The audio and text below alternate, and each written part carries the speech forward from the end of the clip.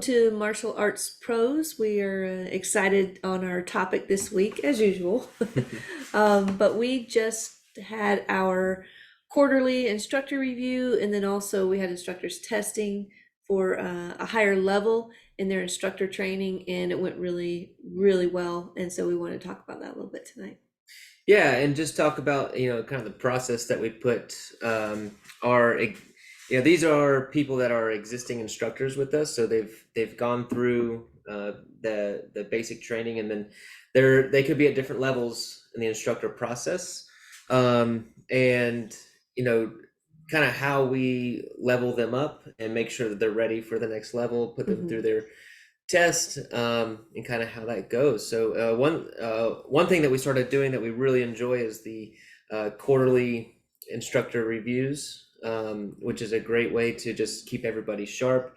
That's on your team, whether that's a volunteer or a staff member, and then you can kind of incorporate the test into those quarterly reviews as well. Yeah, so in the program, in the process, there's a written test, and then there's the physical test on the curriculum, which of course each school has their own set of curriculum. So you would decide what they need to know at each level for your art. But then there is an actual practical teaching test. So you have a written test, a curriculum test, and then the practical teaching test.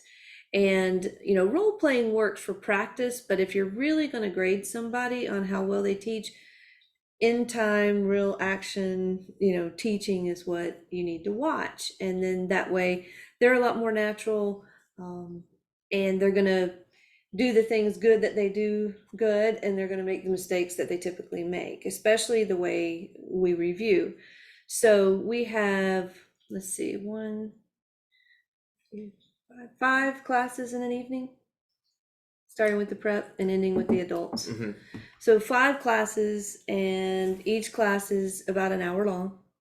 So everybody shows up on review day or test day, and the classes get taught. So the theme, whatever the theme of the week is, whatever the leadership training is, it all gets taught in all the classes. However, they're all being judged on how they're doing their job, and whether they're a volunteer, whether they're a paid staff member, anybody who's in the instructor training program, gets a review. So I get to see them with 4-year-olds. I get to see them with black belts. We get to see them with beginner kids. We get to see how they interact with parents. We get to see them working with adults. So it's not just a simple thing. It takes time. It takes one night, and you really get to see how they're doing with different age groups, with different rank groups, that sort of thing. Yeah, so we just recently did our instructor reviews, and we had a few of our teenage instructors that were moving up in their levels, and it was great. It was a wonderful night. We had had them all come in, and there was nobody going for their this particular day, their head instructor. So that evening, I actually led the classes, and that way I could I broke the students up into groups and had the instructors teaching. I gave them specific jobs for them to teach, and then we could observe them teach. Right. It was I really enjoyed it. Because the parents get to see that, oh man, we're really serious about our instructors and making sure that they're doing a good job. So they see us evaluating. Yeah, we're out there with the clipboards and taking notes and yeah. So and then the instructors were doing their absolute best because they're trying to give a good impression and do well. And we they did a bunch of things wonderful, and we found a few things that we definitely wanted to improve in, and so then the following week we meet back up after they've done their instructor review, and we're able to go over what went really well. We're able to go over some adjustments that we want to see fixed. And I gotta tell you, this week a lot of those things were fixed right away, which was nice to see. And when you do this every quarter, you're keeping your instructors sharp, making sure they're doing things the way you want them done. It's just a few hours out of your evening to observe. Yeah, Um, and then also you have they know what's important to you.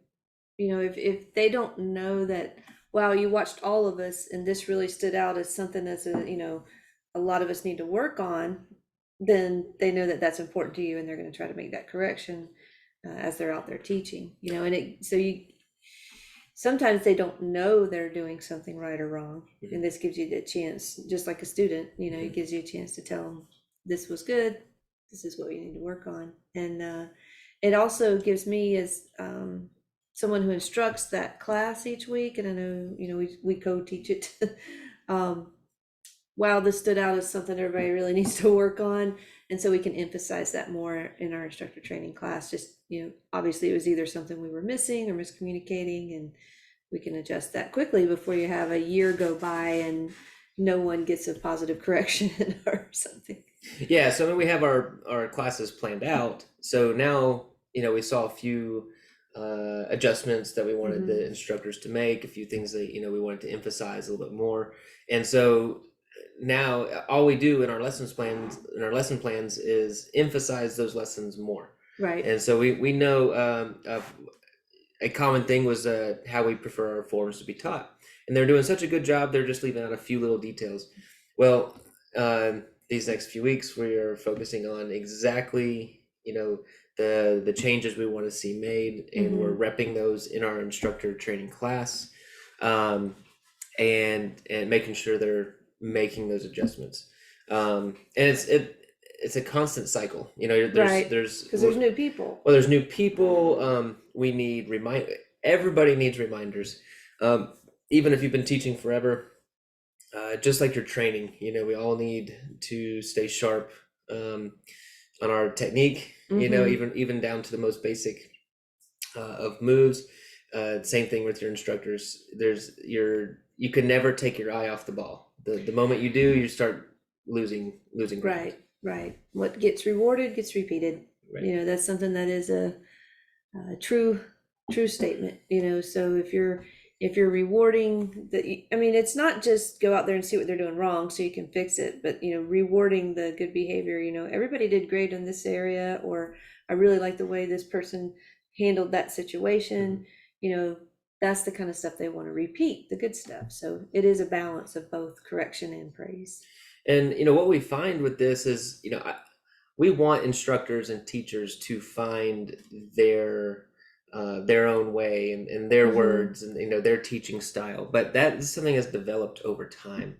Not going to have a 15-year-old probably find their teaching style right away. They're going to need a lot of guidance and structure on the way to that. So this is just a way to stay on top of your instructors, make sure that the floor is running exactly how you want it run, and make sure there's just no holes in their training, Right. and just to stay sharp. So, and then when they were teaching the kids classes, they did the the training lessons that are in the martial arts pro system. They Right. have the video up there, and they all know how to do it, so they got a chance to get up there and lead. Some of them lead it often, and some of them it was their first time. So, but they could all do it. Right. So that was pretty cool. But I'm always proud of them for their confidence, their courage, and quite honestly, on a night like that, it's a 5-hour physical test. So I told them the first thing, I was really proud of their stamina. That was pretty good. So, and mine too, I must say.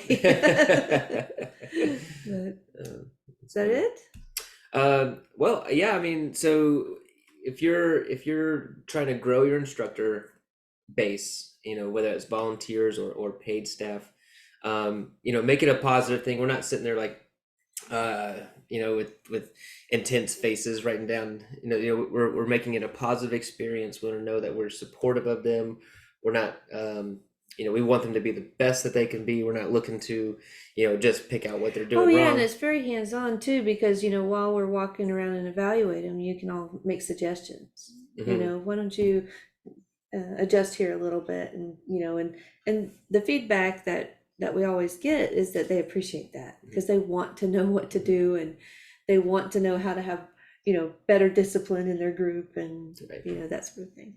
Yeah, so just making sure it's a healthy, positive experience, learning experience. They're just learning, just like the students are learning their Right. techniques. They are just learning to be instructors, and we like to be as uh, positive and reinforce all the good things that they're doing as well. So you can really make this a positive experience, and then and doing it on a consistent basis.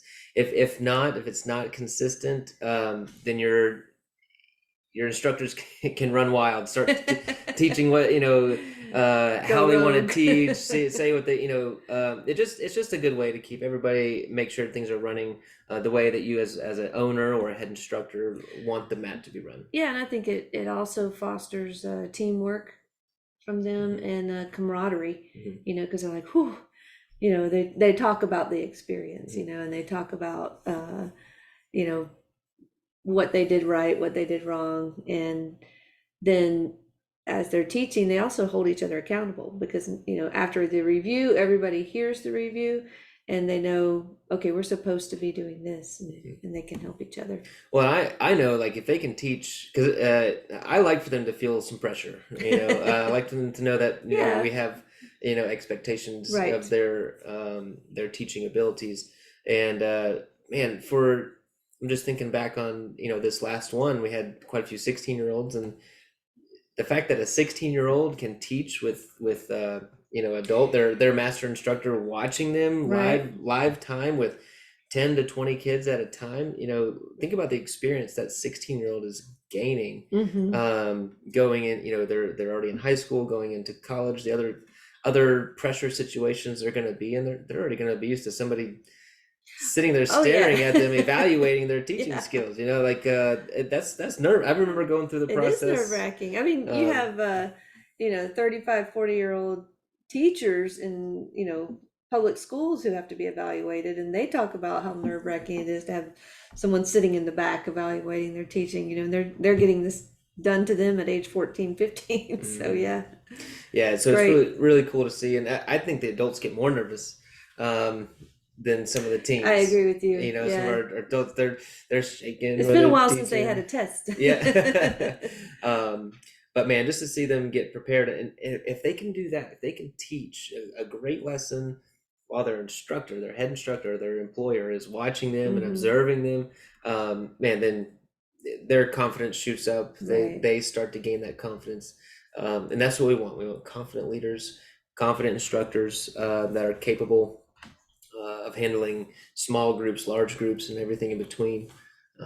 Well, And and you mentioned it early on in the conversation. Just wanted to bring it back to that. Is that the parents appreciate the care and the concern that we have as the owners, and that we want the instructors doing a great job. That we hold them accountable to doing a great job. yeah, So I know the parents appreciate that. yeah.